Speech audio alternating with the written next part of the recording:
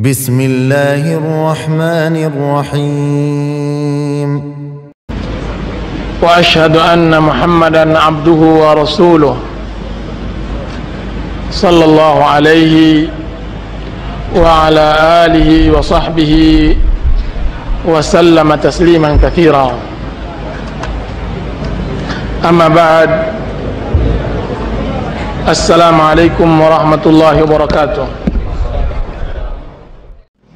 Hadis iftiraqul ummah, perselisihan para umat, perpecahan ummah yang kita terangkan asar tadi, kita sampaikan pula bahwa sifat-sifat dari firqah najiyah, kelompok yang diselamatkan oleh Allah Azza wa Jal di akhirat, orang yang selamat di dunia dan di akhirat, maka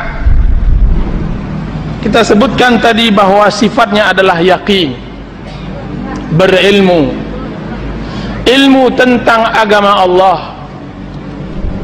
Maka sarana untuk berilmu tersebut tidak lain dan tidak bukan haruslah menghadirkan majlis ilmu, mensemarakkannya, kembali kepada buku-buku para ulama, tidak buku-buku orang-orang cendekiawan dan pemikir. Karena yang bisa menjelaskan kitabullah dan sunnah Rasulullah bukanlah cendekiawan dan pemikir. Yang hanya satu-satunya kelompok yang bisa mensyarah kitabullah dan sunnah Rasulullah adalah ulama. Setingkat Imam Syafi'i, Imam Ahmad, Ibnu Hajar, Imam Nawawi dan semacamnya. Maka kita hidupkan buku-buku itu, kita kembalikan kejayaan dengan menghadirkan apa yang mereka pahami dari agama yang benar ini. Maka kita baca kitab Riyadhus Shalihin untuk mensucikan diri kita. Kita baca kitab Tafsir Ibnu Katsir Asy-Syafi'i untuk memahami agama kita. Maka kita baca kitab Tauhid karangan Syekh Muhammad bin Abdul Wahhab At-Tamimi untuk membersihkan akidah kita. Maka kita baca kitab kalau berat kita turunkan lagi, membaca kitab di bawahnya. Minimal kita membaca Matanut Taqrib atau tahdzibnya, kita talqinkan umat dan semacamnya. Kita jika seandainya hal ini, insyaallah taala, maka akan terjadi kebaikan yang sangat luar biasa. Itu ilmu, sabar, yakin. Syarat yang kedua atau ciri-ciri yang kedua yang harus dimiliki orang yang ingin selamat, al-firqatun najiyah. Karena firqatun najiyah adalah kelompok yang selamat tanpa menyebutkan golongan. Dia, kalau seandainya anda ingin selamat, kita katakan tadi ikuti Rasulullah SAW. Apa ciri-cirinya? Menuntut ilmu, ilmu Rasulullah SAW yang telah Allah Subhanahu Wa Taala sebutkan. Allah jaga, dan tidak ada lagi yang tersembunyi dari hadis-hadis Rasulullah SAW. Islam telah menerangkan tentang cara makan Rasulullah, dan cara minum Rasulullah, cara tidur Rasulullah SAW, cara berdiri Rasulullah SAW, cara salat. Kenapa harus ada perselisihan dan pertikaian? Kenapa ada penambahan di agama Allah Azza wa Jalla yang Allah telah sempurnakan? Kenapa ada pengukuhan terhadap ajaran yang tidak masuk dari ajaran Rasulullah SAW dan para sahabatnya? Kenapa ada pertahanan yang kokoh terhadap yang bukan dari ajaran agama Islam? Sungguh dengan menjalankan sunnah Rasulullah SAW saja kita sudah letih. Kenapa ada penambahan yang tidak mendatangkan keuntungan bagi kita di dunia dan di akhirat? Wallahi, demi Allah, kaum muslimin yang hadir, sesungguhnya saya mengucapkan ini, saya menasihati diri saya dan diri kaum muslimin. Cukupkanlah diri kita dengan beragama dengan agamanya Rasulullah SAW. Kenapa? Karena agama yang dijamin oleh Allah Subhanahu Wa Taala masuk surga adalah agama Rasulullah.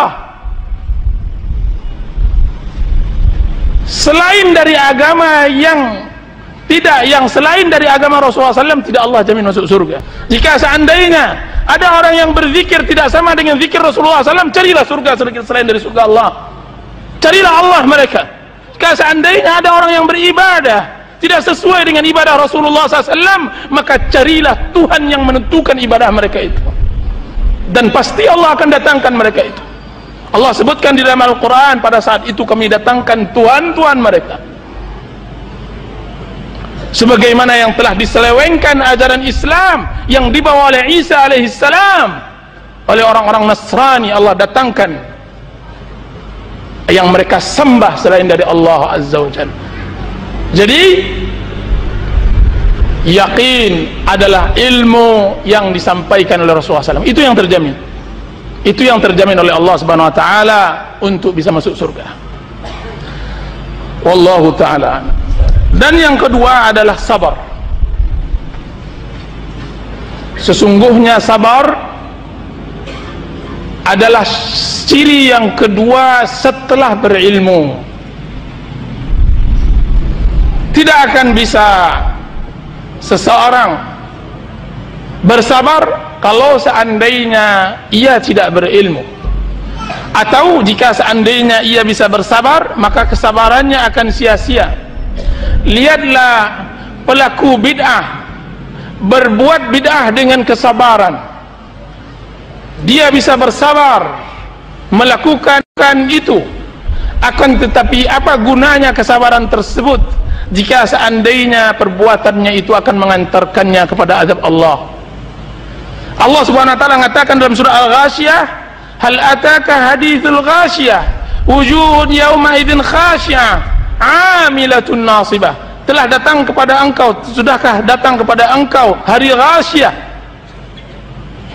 wajah yang waktu itu dalam keadaan tertunduk, beramal dan berletih. Amilatun nasibah, dia beramal, bagaimana dia tidak beramal? Hari-harinya dia beribadah kepada Allah. Nasibah, bagaimana ia tidak berpeluh? Hari ini dia harus memaksa dirinya untuk duduk.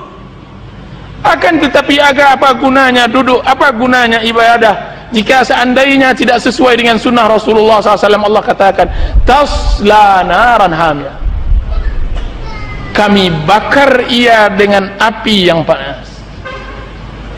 Itulah orang yang merugi, pelaku-pelaku maksiat, preman-preman di pasar. Jika seandainya mereka rugi di akhirat, mungkin mereka mendapat keuntungan sebagian di dunia. Orang pezina, ketika ia berzina, dia menikmati sekalipun dia diazab di akhirat. Akan tetapi orang yang berbuat ibadah tidak sesuai dengan sunnah Rasulullah, rugi dunia dan rugi akhirat. Apa kata Allah Subhanahu wa taala dalam surat Al-Kahfi, kul hal nunabbi'ukum bil akhsarina a'mala. Katakanlah hai Muhammad, apakah mau aku kabarkan kepada kalian orang yang paling merugi, lebih merugi daripada pezina, lebih merugi dari perampok, lebih merugi daripada koruptor? Yaitu apa? Alladzina dhalla sa'yuhum fil hayatid dunya wa hum yahsabuna annahum yuhsinuna sunah. Orang yang telah sesat di dalam beramal dan mereka menyangka mereka di atas kebenaran. Dan itulah yang ditafsirkan oleh seluruh ulama, mereka adalah orang yang berbuat bid'ah, orang yang berbuat tidak mengacu kepada ajaran Rasulullah sallallahu alaihi wasallam, tidak mengacu tentang waktunya, tidak mengacu tentang tempatnya, tidak mengacu tentang jumlahnya, tidak mengacu tentang caranya dan semacamnya. Itu adalah perbuatan bid'ah. Karena Allah Subhanahu wa taala telah menurunkan Quran, telah menurunkan hadis, kemudian Allah Subhanahu wa taala tutup wahyu, kedua-dua wahyu tersebut dengan ucapan al-yauma akmaltu lakum dinakum, aku sempurnakan. Kemudian ia tambah, ia kurangi, ia robah. Alangkah jahatnya ia. Bagaimana? Kenapa ulama kemarin kita mempelajari kenapa bid'ah itu lebih besar daripada maksiat? Kenapa bid'ah itu lebih besar daripada maksiat? Karena orang yang berbuat bid'ah ia menambahkan aturan Allah atau ia kurangi. Biasanya bid'ah itu dia tambahkan. Ketika Allah Subhanahu wa taala mengatakan cara beribadah begini, ia tambah cara ibadah tersebut. ia tambahkan, berarti secara tidak langsung ia sejajarkan dirinya dengan Allah di dalam hukum, karena Allah memberi hukum, ia tambahkan hukum tersebut. Sedangkan pelaku maksiat, kenapa ia di bawah dosa bid'ah? Karena pelaku maksiat itu adalah orang yang jatuh terhadap perintah dan larangan tersebut. Sesungguhnya orang yang merubah peraturan yang telah dibuat oleh sang raja jauh kurang ajarnya daripada seorang rakyat yang jatuh terhadap kesalahan tersebut. Itu logika di dalam masalah dunia. Bayangkan jika seandainya itu hubungannya dengan Allah Azza wa Jalla yang jauh lebih mulia. Orang-orang yang merubah peraturan raja, dia begitu zalim, sangat tidak bisa diterima dan tidak dimaafkan. Berbeda dengan rakyat yang telah berusaha melakukan peraturan tersebut, akhirnya dia tergelincir. Itu mudah dimaafkan. Makanya bid'ah tidak dimaafkan sebagaimana dimaafkannya maksiat. Dan itu semua perbedaannya adalah dengan ilmu. Anda tidak jatuh kepada bid'ah ketika Anda berilmu tentang Al-Quran dan hadis.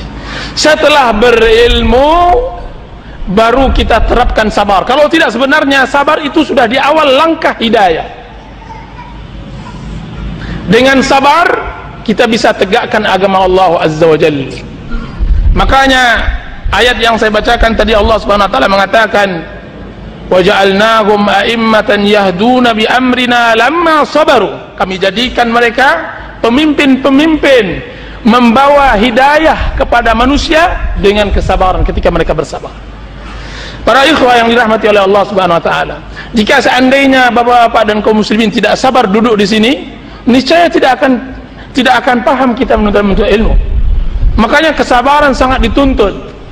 Dan kesabaran itu terbagi 3 pula. Kesabaran di dalam melaksanakan perintah, dan kesabaran di dalam menjauhi larangan, dan kesabaran menghadapi takdir Allah. 3 ini. Sabar 3. Kesabaran dalam melaksanakan perintah, dan kesabaran menjauhi larangan, dan kesabaran dalam menghadapi takdir Allah. Dan intinya adalah di dalam melaksanakan perintah dan larangan, intinya adalah patuh dan tunduk kepada Allah. Banyaknya kita menolak hadis-hadis Rasulullah SAW, bukan kita tolak karena kita tahu hadis itu lemah, tidak. Seringnya kita tolak karena ia berlawanan dengan Tuhan hawa kita, karena ia berlawanan dengan periuk makanan kita, maka kita tolak yaitu. Jadi kita masih menuhankan hawa daripada menuhankan Allah. Apa kata Allah Subhanahu wa taala? Afara'aita man ittakhadha ilahahu hawa? Apakah engkau tidak melihat, wahai Muhammad, orang yang menjadikan tuhannya hawa nafsunya? Lihatlah tentang perintah-perintah Allah Subhanahu wa taala, bagaimana dilecehkan. Rata-rata yang melecehkannya adalah orang-orang yang mempunyai kepentingan untuk tidak dilaksanakan. Berarti permasalahannya ada pada kepentingan, belum lagi tunduk, belum lagi kita menjadi budak Allah, belum lagi menjadi hamba Allah. Orang mukmin, orang muslim, setiap dia mendengar ucapan Allah dan sabda Rasulullah SAW, dia langsung amalkan. Ini kaidah di dalam memahami perintah dan larangan. Makanya kita harus belajar akidah dan tauhid. Untuk apa gunanya? Untuk membuat bejana di dalam hati menerima larangan dan perintah Allah. Perintah untuk kita kerjakan, larangan untuk kita tinggalkan. Banyaknya orang menolak firman Allah dan sabda Rasulullah SAW karena belum ada bejana di dalam hatinya, belum ia bentuk, sehingga ia katakan, itu selalu keras, atau selalu bid'ah semua, dan itu salah, wa ikhwah. Jika seandainya kita ini benar-benar ikhlas, niscaya tidak akan ucapkan kata-kata itu. Jadi mulailah kita belajar mengangkat diri kita dari adat kebiasaan. Karena adat kebiasaan secara umum itu sering dipengaruhi dengan kebatilan. Makanya Rasulullah SAW ketika mengajak kaum Quraisy, yang sering menghalang mereka adalah kebiasaan yang buruk yang disebut dengan adat jahiliyah. Angkat diri anda dari adat tersebut. Jangan katakan sebagaimana yang dikatakan oleh sebagian kecil orang bahwa Islam adat, tidak boleh dihancurkan. Kita tidak menghancurkan adat, bahkan kita menegakkannya. Akan tetapi adat yang kita tegakkan adalah adat yang baik, yang sesuai dengan Islam. Adat yang buruk, jika seandainya tidak kita yang merubahnya, maka orang lain yang akan merubahnya. Adat begitu sifatnya, dia akan berubah setiap zaman dan tempat. Hanya kita akan merubahnya dengan kebaikan. Jadi mulailah kita belajar melepaskan kebiasaan lingkungan, karena orang sudah terbiasa dengan kesesatan, sulit baginya menyesuaikan diri dengan kebenaran. Yang paling sulit di dunia ini adalah membiasakan sesuatu yang tidak biasa, atau tidak biasakan sesuatu yang sudah biasa. Itu paling sulit. Itu bukan hanya pada orang yang suka cabai dengan tidak, itu masuk juga di dalam masalah agama Allah. Nah, kalau seandainya ukuran kita mendengar kajian ini adalah kebiasaan, maka musibah. Seharusnya ukuran kita adalah kalamullah dan sabda Rasulullah SAW. Seharusnya ini. Akan lebih baik seorang muslim, yang jujur pada Allah Azza wa Jal dengan semua kekurangannya, dan dia mengagungkan ucapan Allah, daripada seorang yang tidak jujur, dalam artian ia menolak kebenaran bukan karena kebenaran tersebut, akan tapi karena ia tidak mau melakukannya. Itu kesombongan. Ia menolak kebenaran tersebut bukan apa-apa, tapi karena ia tidak mau melakukannya, atau ia tidak bisa, atau ia belum mampu. Akhi fillah, wahai kawan, wahai teman, jika seandainya anda belum mampu menjalankan apa yang Allah perintahkan, beristighfar, minta ampun, minta kepada Allah bantuan. Jangan tolak sunnah dan sabda Rasulullah SAW. Jangan tolak Islam. Jika seandainya anda belum mampu melakukan misalnya salat berjamaah, jangan tolak hadis-hadis salat berjamaah tersebut dengan mengatakannya bahwa begini dan semacamnya. Akan tetapi katakan, saya tahu bahwa hadis itu sangat besar, banyak benar, dan saya tahu itu, akan tetapi diri saya belum mampu. Lebih baik daripada anda menolaknya karena anda tidak mau melakukannya, atau tidak bisa melakukannya, atau belum. Jika seandainya kita belum bisa berjanggut, jangan tolak hadis janggut, karena hadis tersebut benar adanya dari Rasulullah SAW. Orang yang menolaknya sama dengan orang yang menolak matahari pada siang bolong. Akan tapi katakan dengan wajah tertunduk, wahai kawan, sallamakallah, semoga Allah memberikan keselamatan bagi engkau dahuluan, aku belum bisa melakukannya. Dengan taksir, jangan bangga pula. Bangga dengan maksiat adalah dosa selain dari dosa meninggalkan perintah itu. Kullu ummati mu'afa illal mujahirun.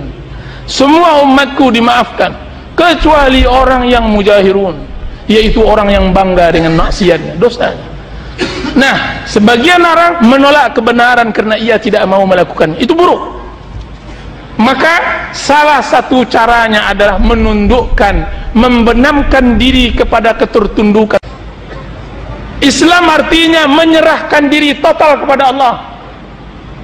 Menyerahkan diri total kepada Allah, berserah diri. Apa yang dikatakan Allah kita dengar. Qulu sami'na wa ata'na. Kepada para wanita, Allah Subhanahu wa taala memerintahkan untuk tinggal di rumah, tidak keluar.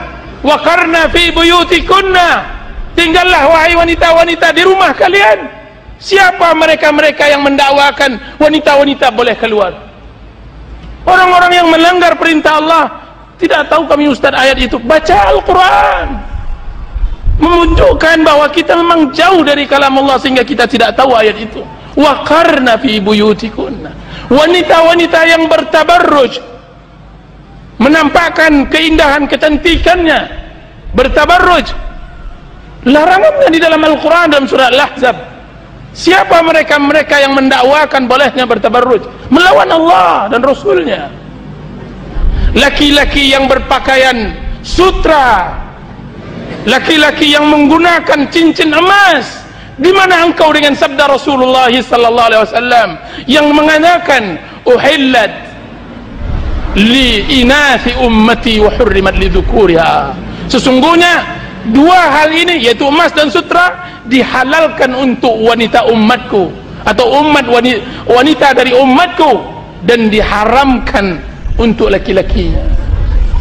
Mana mereka dengan hadis ini dan ketertundukan dan semacamnya? Nah, ini tidak hanya mutlak pada fikih, bahkan di dalam akidah juga banyak orang yang mengatakan Allah ada di mana-mana. Mana mereka dengan ayat Allah Subhanahu wa taala yang jelas terang, Ar-Rahmanu 'alal 'arsy istawa. Allah di atas arsy beristiwa, bersemayam.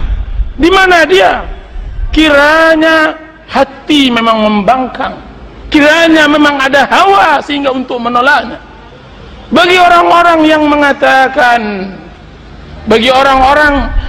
mengatakan bahwa Allah Subhanahu wa taala ada di mana-mana, Allah telah menjelaskan.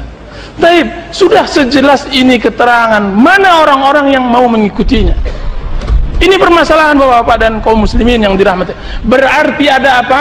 Harus ada ketertundukan di dalam menjalankan perintah dan larangan, dan membuat diri itu tunduk kepada Allah dan Rasulnya, kepada Al-Quran dan hadis, butuh kesabaran. Ini dia intinya, butuh sabar. Makanya Rasulullah SAW menggambarkan orang yang bisa istiqamah di akhir zaman, menggambarkan dengan apa kata Rasulullah SAW? Addu 'alaiha bin nawajis, gigit dia dengan gerahammu. Karena orang yang berpegang teguh di akhir zaman dengan Islam yang benar sama dengan orang yang sedang menghadap pedang. Dia harus pertahankan, kalau tidak dia menjerit karena tidak tertahankannya oleh sakit pedang tersebut. Dia harus kekang, dia gigit. Sama dengan orang yang hendak dicambuk dengan cemeti, maka dia harus gigit kain yang kuat sehingga ia tidak menjerit. Seperti itu orang yang berpegang teguh di akhir zaman.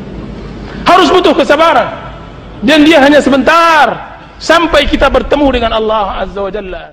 Sabar terhadap takdir membuat seorang muslim tenang di atas kekisruhan, membuat seorang muslim tentram di zaman fitnah dan semacamnya.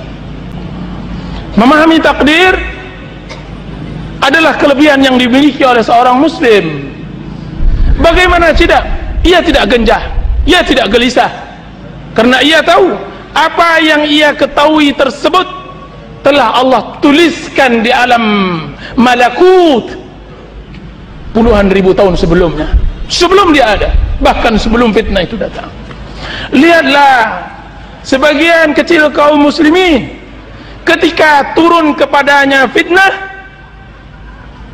maka mereka genjah, mereka gelisah, mereka berbuat yang tidak menjalankan akalnya lagi, menggunakan emosi.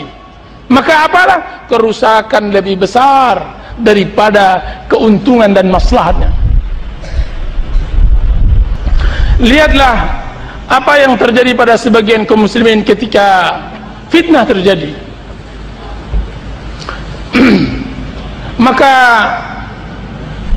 terjadilah kerusakan yang sangat besar.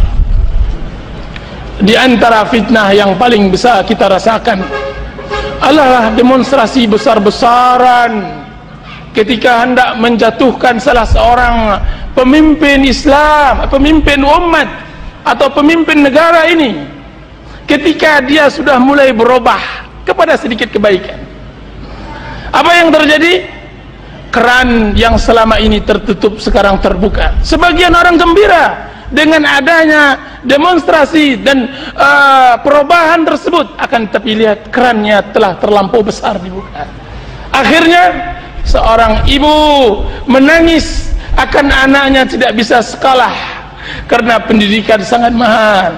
Karenanya seorang ayah menangis karena tidak ada biaya yang akan hidupi anak istrinya. Krisis menimpa negara ini disebabkan oleh tangan-tangan orang yang tidak memahami ilmu dan din.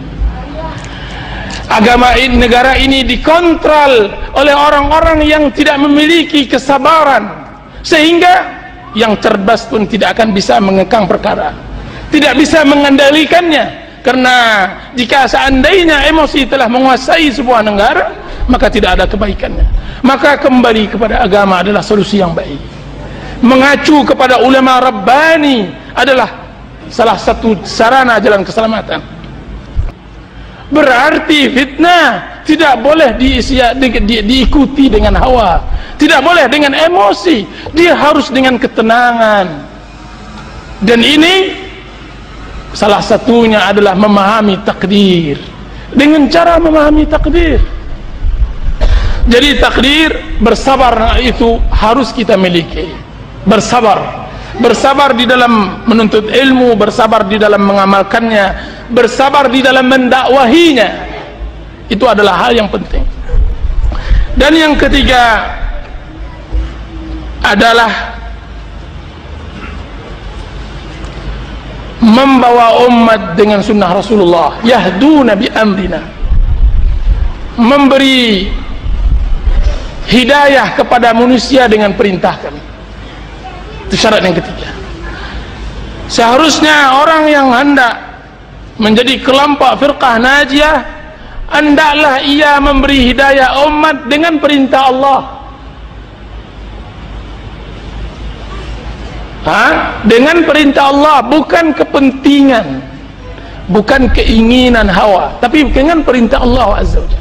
Qul ma as'alukum alaihi min ajr, katakan, aku tidak meminta kepada kalian ganjaran. Itu semua ucapan para nabi dan rasul. Seharusnya setiap kelompok, setiap firqah najiyah atau setiap firqah najiyah hendaklah ia melakukan hal itu di dalam kehidupannya.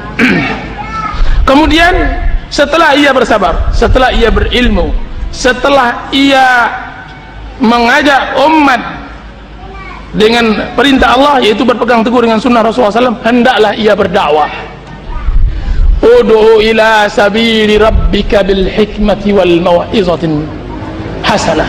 Berdakwahlah kepada jalan Allah, bukan kepada jalan diri kita, bukan untuk kepentingan kita, akan tapi untuk Allah, karena Allah. Itu adalah jalan yang dilakukan oleh Nabi dan Rasul. Apa kata Rasulullah SAW? Qul hadhihi sabili ad'u ila Allahi ala basiratin ana wa man ittaba'ani. Katakan, inilah jalanku, aku berdakwah kepada Allah di atas basirah, di atas basirah, aku dan orang-orang yang mengikutiku. Berkata Ibnu Katsir rahimahullahu ta'ala, apa katanya? Sesungguhnya Rasulullah SAW mengatakan, di dalam ayat tersebut Allah mengatakan, menyuruh Rasulnya mengucapkan, ini adalah tugasku, ini adalah jalanku, aku dan orang-orang yang mengikutiku. Jadi barang siapa yang mengikuti, yang ingin mengikuti Rasulullah SAW, hendaklah menapaki jalan ini, yaitu jalan dakwah. Jalan dakwah kepada Allah, bukan kepada kepentingan. Dan itu adalah kebiasaan kaum muslimin, dan dia adalah sebaik-baik perbuatan dan tugas. Allah Subhanahu wa taala berfirman, "Wa man ahsanu qawlan mimman da'a ila Allah wa 'amila salihan wa qala innani minal muslimin." Siapa yang lebih baik ucapannya dari orang yang berdakwah kepada Allah? Jadi ucapan yang baik, suara yang baik adalah orang yang berdakwah kepada Allah. Mimman da'a ilallah, orang yang berdakwah kepada Allah. Kemudian dia beramal saleh, dia baik pada dirinya, dia beramal saleh untuk dirinya, dan dia menyatakan dia adalah muslim. Wa ana minal muslimin. Dan ini adalah ciri-ciri yang saya sebutkan tadi, 4 dari ciri-ciri firqatun najiyah. Kemudian para ikhwah yang kaum muslimin dan muslimat yang dirahmati oleh Allah Subhanahu wa taala, di bawahnya ada satu kaidah. Di bawahnya ada satu kaidah yang penting. Kenapa kita harus bersabar? Kenapa kita harus berilmu? Kenapa kita harus berdakwah? Kenapa kita harus mengajak, memberi hidayah kepada orang dengan perintah Allah? Ucapannya, serahasianya adalah bahwa setiap manusia Allah ciptakan ingin bahagia. Ingin bahagia. Dan itu adalah tujuan Allah menciptakan manusia, yaitu untuk mendapatkan kebahagiaan. Akan tetapi manusia sering salah menafsirkan kebahagiaan. Sebagian orang kaya menyatakan bahwa kebahagiaan ada pada memperebutkan harta dan makanan. Maka mereka cari makan dan harta. Mereka letihkan, mereka habiskan waktu mereka untuk ke sana. Dan mereka sangka bahwa dengan mendapatkan harta adalah inti kebahagiaan. Dan mereka salah. Sebagian lagi ada yang mengatakan bahwa mati-matian untuk mendapatkan sebuah jabatan adalah kebahagiaan. Maka mereka mati-matian mendapatkan jabatan tersebut. Tapi tanyakanlah kepada orang-orang yang mendapatkan jabatan tersebut, sudahkah mereka berbahagia dengan jabatan itu? Maka jawaban yang benar, pasti tidak. Tidak akan mendapatkan kebahagiaan. Tanyakan kemudian, ada lagi yang menyatakan bahwa kebahagiaan ada pada kemasyhuran, disebut-sebut namanya di setiap majlis dan pertemuan. Maka ia cari kenamaan dan kesyuhuran, ia sebut-sebut namanya kepada orang dan semacamnya. Kemudian setelah ia tersohor, setelah ia terkenal, tanyakan kepadanya, apakah ia telah mendapatkan kebahagiaan? Nah, kita katakan, Bapak dan ibu-ibu yang dirahmati oleh Allah Subhanahu wa taala, jika seandainya alat komunikasi ini, handphone ini, ingin kita tahu apa inti dari ciptaannya, dari penciptaannya, maka tanyalah kepada pembuatnya. Maka begitu juga jika seandainya Anda ingin tahu dari inti penciptaan manusia, apa tujuannya, maka tanyakanlah kepada Allah, apa itu, bagaimana cara berbahagia. Jangan berletih sebagaimana berletihnya Fir'aun, baru sadar kebahagiaan ketika nyawa di kerongkongan. Jangan hidup, jangan pelajari. Jadi agama Bapak dan kaum muslimin bukan pengalaman hidup, cobalah dulu, bukan percoba-coba.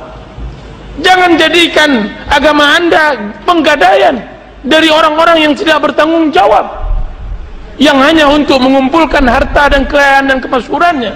Agama untuk Anda adalah kebahagiaan abadi di dunia sebelum akhirat. Jadi jika seandainya Anda ingin tahu tentang kebahagiaan, tanya kepada Allah, apa itu kebahagiaan yang hakiki. Maka kita katakan bahwa kebahagiaan yang sebenarnya adalah menjadi hamba Allah yang sebenarnya, bersabar di atas musibah dan bersyukur di atas kenikmatan. Nah, ini dia, ini hakikatnya. Nah, jika seandainya kita tahu bahwa kebahagiaan adalah menjadi hamba Allah, maka jalan keluarnya dari kebahagiaan tersebut,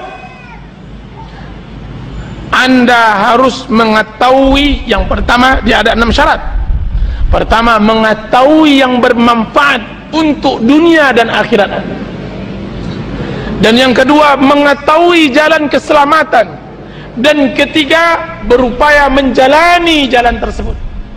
Dan yang keempat, mengetahui hal yang memudaratkan diri di dunia dan di akhirat, yang membahayakan diri di dunia dan di akhirat. Dan yang kelima, mengetahui jalan-jalan menujunya. Dan yang keenam, berusaha menjauhi jalan-jalan yang memudaratkan tersebut. Berarti dia 6. Dan dari 6 itu, mengetahui manfaat dan menjalaninya, mengetahui mudarat dan menjauhinya. Cara mengetahui manfaat dan mudarat adalah kembali kepada ilmu yang Allah turunkan kepada Rasulullah sallallahu alaihi wasallam. Karena istilah manfaat dan mudarat adalah istilah syariat. istilah Allah yang Allah turunkan, dan manfaat dan mudarat Islam telah mengaturnya. Mengetahui halal dan haram, mengetahui yang baik maupun yang buruk, mengetahui yang mungkar dengan yang ma'ruf, itu ada hanya di dalam syariat. Hari-hari kita benamkan diri kita untuk mengetahuinya. Kita sampai mati insyaallah ta'ala, kita harapkan istiqamah. Kita akan menerangkan kepada umat dua hal ini. Menerangkan yang mungkar supaya dijauhi, dan menerangkan yang ma'ruf supaya dilakukan. Menerangkan yang hak supaya diikuti, dan menerangkan yang batil supaya dijauhkan. Seperti sampai mati. Sampai mati. Wa'bud rabbaka hatta ya'tiyakal yaqin. Maka ibadatilah Allah, istiqamah di jalan itu sampai datang kematian menjemputmu. Nah, kalau seandainya Anda ingin berbahagia, ketahuilah dengan mengetahui syariat tersebut. Akan tetapi kenapa manusia tidak tahu kebahagiaan yang kita terangkan 6 tadi? Kenapa tidak sampai kepada mereka kebahagiaan itu? Penyebabnya pertama adalah kebodohan. Bodoh, tidak tahu. Semenjak lahir sampai dia sudah berumur 50 tahun, tidak pernah diberikan kebahagiaan agama oleh orang tuanya.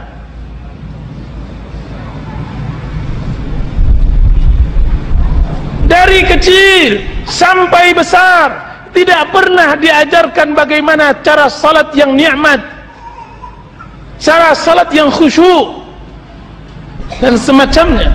Dia tidak tahu kebahagiaan, sehingga ia bodoh. Karena kebodohannya sehingga ia tidak mendapatkan gambaran yang benar. Dan orang-orang ini sangat banyak di kalangan kaum muslimin, sangat banyak. Paman saya yang sibuk dengan usahanya, lalai akan anak-anaknya. Anak-anaknya nanti besar dan menjabat tetap perusahaan-perusahaan yang disibukkan oleh ayahnya. Akhirnya setelah ia pun beranak pinak, ia tidak tahu hukum Allah, peraturan Allah, sehingga istilah-istilah yang seharusnya ia tahu, ia tidak tahu. Zuhud pun ia tidak tahu. Istilah solat pun ia tidak mengerti. Istinja ia tidak pernah mendengar. Istijmar apalagi dan semacam. Padahal itu hal-hal yang ia pentingkan untuk dunia dan akhiratnya, hal-hal yang ia gunakan untuk mengibadati Allah. Tidak lihatkah Anda kaum muslimin, ratusan bahkan ribuan kaum muslimin ketika salat tidak tahu apa yang ia ucapkan di dalam salatnya, tidak tahu yang ia bacakan. Subhanallah. Bahkan sebagian besar yang lainnya hanya bisa bertakbir dan bertasbih, tidak tahu yang ia ucapkan. Kapan ia mempelajarinya? Dan ini sebabnya adalah kebodohan.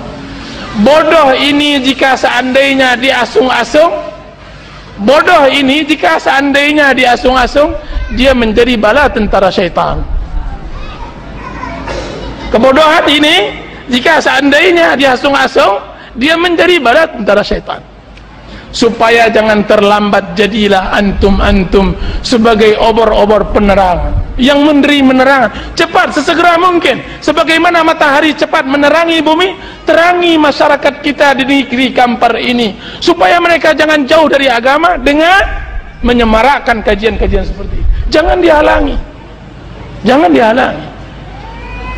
Kita bersumpah kepada Allah, jika seandainya tahun-tahun yang lalu, hari ini, besok kita tidak menyampaikan apa yang disampaikan oleh Allah dan Rasulnya, maka kita siap untuk tidak lagi duduk di negeri ini. Kita siap untuk tidak duduk di mimbar ini. Kita bersumpah atas nama Allah Azza wa Jalla, jika seandainya hari ini atau besoknya atau semacamnya yang kita sampaikan ini bukan kalamullah dan sabda Rasulullah sallallahu alaihi wasallam, maka siap kita berhenti dari pekerjaan ini. Maka kita akan ambil jala, kemudian kita akan menjadi nelayan. Kita ambil sukat, kemudian kita akan pergi menakik dan semacamnya. Biarlah menjadi orang awam daripada mengajak kepada kebatilan. Syahwat kuat. Nah, obat satu-satunya untuk melonggarkan kecintaan terhadap duniawi, karena syahwat itu duniawi sifatnya, Saya cinta wanita, saya cinta harta, saya cinta jabatan, saya cinta. Itu sudah duniawi sifatnya. Duniawi sifatnya. Nah, cara untuk melonggarkan kecintaan tersebut dan rasa takut tersebut, yaitu ikat ia cepat-cepat dengan akhirat. Ikat dia dengan akhirat, hadirkan akhirat di dalam kehidupan. Saat itu akan datang kemudahan untuk menerima kebenaran. Dan yang ketiga, awal syubhat. Syubhat ini adalah sesuatu yang bukan dari syahwat, tapi dari sebuah pemikiran yang salah dalam memahami kebenaran, sehingga berdampak pada penerimaannya. Karena saya salah paham sehingga saya tidak menerimanya. Ini disebut syubhat. Dan ini musibah. Pekerjaannya agak berat daripada syahwat. Saya salah paham selama ini tentang permasalahan itu, sehingga saya menilai begini. Dan ini kalau seandainya yang ia salah itu tidak sesuai dengan Al-Quran dan hadis, itulah yang disebut dengan syubhat. Nah, berapa banyak orang terhalangi dari kebahagiaan mendapatkan hidayah dari gara-gara syubhat seperti ini. Sama halnya syubhat yang dilemparkan oleh kaum Quraisy kepada penduduk sekitar Arab ketika mereka memberikan syubhat kepada orang-orang Quraisy atau orang-orang yang sekitarnya bahwa Muhammad adalah pesihir, bahwa Nabi Muhammad adalah pesihir, bahwa Nabi Muhammad adalah dukun, bahwa Nabi Muhammad adalah pendusta dan semacam. Syubhat-syubhat tersebut termakan kemudian terhalangi ia. Yang merugi bukan Nabi Muhammad, yang merugi dia. Begitu juga kita yang hendak mendengarkan kebenaran. Ketika kita terhalangi dari syubhat, maka kita akan salah menerima kebenaran tersebut. Maka inti dari ini semua yaitu adalah mengembalikan istislam, penyerahan diri kita kepada Allah Azza wa Jalla. Kalau seandainya sudah itu cara beragama kita, insya Allah kita akan tenang, kita akan mendapatkan kebahagiaan. Apa hasil dari apa yang kita ceritakan yang tadi? Hasilnya adalah seorang muslim bisa beribadah kepada Allah Azza wa Jalla dalam semua keadaan. Ibadah ketika ia berkeluarga,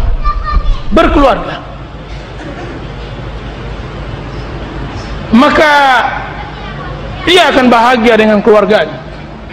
Jika seandainya istrinya mempunyai kesalahan, maka ia bisa melayani kesalahan tersebut dan beradaptasi dengan kesalahan tersebut, karena ia tahu, ia telah memiliki ilmu tentang hal itu. Karena Rasulullah SAW bersabda, la yafriku mu'minun mu'minah, janganlah seorang suami benci kepada istrinya jika seandainya ia mendapatkan istrinya mempunyai satu sifat yang buruk. Ia tentu paham bahwa istrinya memiliki sifat yang banyak, yang baik, yang banyak. Itu adalah konsep. Dari mana ia bisa beradaptasi seperti ini? Karena ia memahami agama Allah, sehingga ia berbahagia. Sehingga apa yang disebutkan oleh Rasulullah SAW, baiti jannati, surga, rumahku adalah surgaku, ia bisa ciptakan. Bohong, orang yang tidak paham agama ia bisa ciptakan surga di rumah tangganya. Dusta jika seandainya seorang suami masih bisa tersenyum dengan istrinya jika seandainya ia jauh dari agama. Kalaupun ia tersenyum, jika pun dia bisa tertawa dan semacamnya, maka itu adalah tertawa fatar morgana. Sementara yang bisa berbahagia adalah muslim, mukmin yang mengikut Allah dan Rasulnya. Ketika Allah Subhanahu wa ta'ala berikan kepada dia kekayaan, maka ia bersyukur, ia syukuri nikmat Allah, satu jengkal demi satu jengkal dari seluruh beluk badannya ia syukuri, dan itu tidak bisa kecuali mukmin. Dari mana ia bisa bersyukur? Dari ilmu yang ia pelajari. Ketika Allah Subhanahu wa ta'ala timpakan kepadanya musibah, maka ia bersabar. Seburuk apapun musibah itu, ia tetap bersabar. Diambil anaknya, ia mengucapkan inna lillahi wa inna ilaihi raji'un. Ditimpakan anaknya sakit, maka ia mengucapkan inna lillahi sangat dalam ucapan inna lillahnya itu, karena ia paham, ia membaca tafsirnya, ia memahami, ia mempelajari tauhid, ia tahu bahwa kami adalah milik Allah dan kami akan kembali kepada Allah, kami akan akhirat. Di dunia bukan untuk tempat bersenang-senang, akhirat yang untuk bersenang-senang, maka kami bersabar. Ia pahami itu, dan itu tidak bisa kecuali orang yang mengaji dan beragama kepada Allah dengan cara agama yang benar. Sampai pada titik kesusahan ia tetap bisa istiqamah di jalan Allah. Sampai pada permasalahan yang sulit, jarang-jarang orang percaya, ia malah istiqamah di jalan Allah. Istiqamah. Siapa yang memberi ketenangan kepada sahabat-sahabat Rasulullah SAW pada perang Ahzab? Perang Ahzab, perang yang mana berkumpul seluruh kaum musyrikin yang tidak berkumpul, yang tidak pernah berkumpul Arab sebelumnya, yang tidak pernah berkumpul Arab sebelumnya melawan kaum muslimin di Madinah. 12.000 orang. Di dalamnya ada orang-orang Yahudi dan orang-orang munafikin di kota Madinah sendiri. Di saat peceklik datang, harta tidak ada, kekayaan tidak ada, makanan sulit, mereka terpaksa harus makan dedaunan, harus menggali budak parit, panjangnya lebarnya 7 meter dan dalamnya 5 meter, di negeri padang pasir bebatuan. Innalillahi. Jika seandainya bukan karena ilmu mereka yang dalam, bukan kesabaran mereka yang kokoh, niscaya mereka telah tinggalkan Rasulullah sallallahu alaihi wasallam. Kenapa mereka begitu yakin mempertahankan Rasulullah SAW? Karena Rasulullah SAW telah berhasil menanamkan ilmu dan keyakinan, memberikan kesabaran terhadap menegakkan agama. Beliau belah sebuah batu di salah satu parit khandak, kemudian beliau mengatakan, Subhanallahu akbar, Allahu akbar, sungguh aku telah melihat di dalam kilatan ini istana Kisra dan Kaisar. Coba lihat, bertambah keyakinannya. Nah, ini bisa ia bertambah adalah apa? Karena ia memahami agama Allah Azza wa Jalla. Kaum muslimin yang dirahmati oleh Allah Subhanahu wa ta'ala, berarti orang yang dijamin oleh Allah Subhanahu wa ta'ala mendapatkan kebahagiaan, dia adalah firqah najiyah, kelompok yang selamat. Kita di terakhir, di penghujung kajian kita malam ini, kita ingin tahu apa saja sebutan Rasulullah SAW kepada kelompok ini di akhir zaman. Apa saja sebutan Rasulullah SAW kepada kelompok ini? Maka Rasulullah SAW menyebutkan bahwa kelompok ini adalah orang-orang yang asing di dalam umatnya. Rasulullah SAW bersabda, "Bada'al Islamu ghariban wa sayaudu ghariban kama bada, fatuba lil ghuraba." Sesungguhnya Islam datang dalam keadaan asing dan kembali dia asing, maka berbahagialah orang asing. Coba lihat, Rasulullah mengatakan berbahagialah orang asing. Jadi ahlus sunnah di dalam keterasingannya ia bisa berbahagia. Di saat ahlul bid'ah dengan keriuhannya dia sengsara. Ahlul haq dengan kesendiriannya ia bisa tertawa, dan ahlul batil dengan keramaiannya ia bisa bersedih, ia menangis. Tuba, berbahagia dah. Kenapa engkau wahai gharib, wahai orang asing berbahagia sebagaimana yang disebutkan Rasulullah SAW? Bagaimana ia tidak berbahagia? Karena ia telah mendapatkan inti dari kehidupan, yaitu hidayah Allah, Islam yang benar, yang akan menyelamatkan dia di dunia dan di akhirat. Di dunia dia bisa istiqamah, di akhirat dia mendapatkan surga Allah Azza wa Jalla. Ini adalah ghuraba. Dia asing dalam posisi alladzina yuslihuna ma fasadan nas. Dia asing dalam islah, dalam perbaikannya umat. Di saat orang-orang menindabobokkan umat, dia membangunkannya. Di saat orang mengalu-alukan umat yang hina ini, umat yang dihinakan oleh orang-orang kufar ini, yang seharusnya ia jaya, ia bangkitkan semangatnya untuk kembali kepada agama Allah. Ia asing karena ia memperbaiki umat. Di saat yang lainnya menceburkan umat ke dalam neraka, karena yang lainnya menceburkan umat di dalam kehancuran.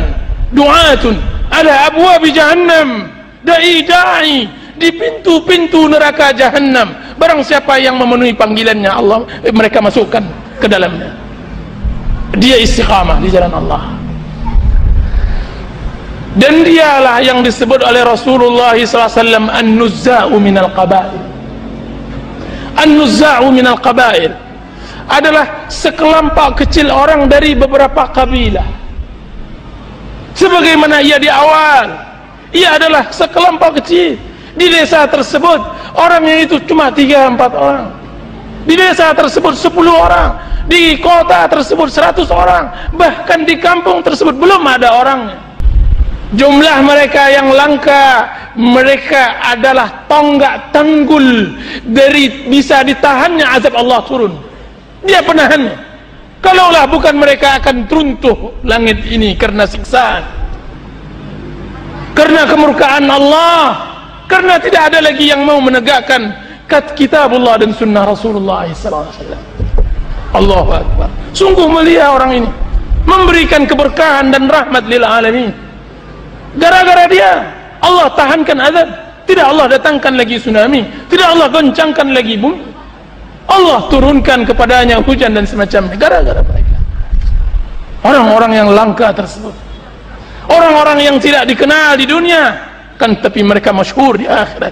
Orang-orang yang tidak disebut di kampungnya akan tapi disebut di arsy Allah, di arsy Allah. Masya Allah. Susah apapun yang ia temukan dari cobaan di dunia ini dalam menegakkan penghambaan diri kepada Allah, maka satu saat pasti dengan yakin ia akan bertemu dengan Rasulullah SAW di Telaga Kautsar. Mudah-mudahan seluruh yang hadir dan seluruh orang-orang yang mendengar, seluruh kaum muslimin dan muslimat di zaman ini mendapatkan Telaga Kautsar bersama Rasulullah sallallahu alaihi wasallam, dan mudah-mudahan bermanfaat. Sallallahu ala nabiyyina Muhammadin wa ala alihi wa sahbihi wasallam. Wassalamu alaikum warahmatullahi wabarakatuh.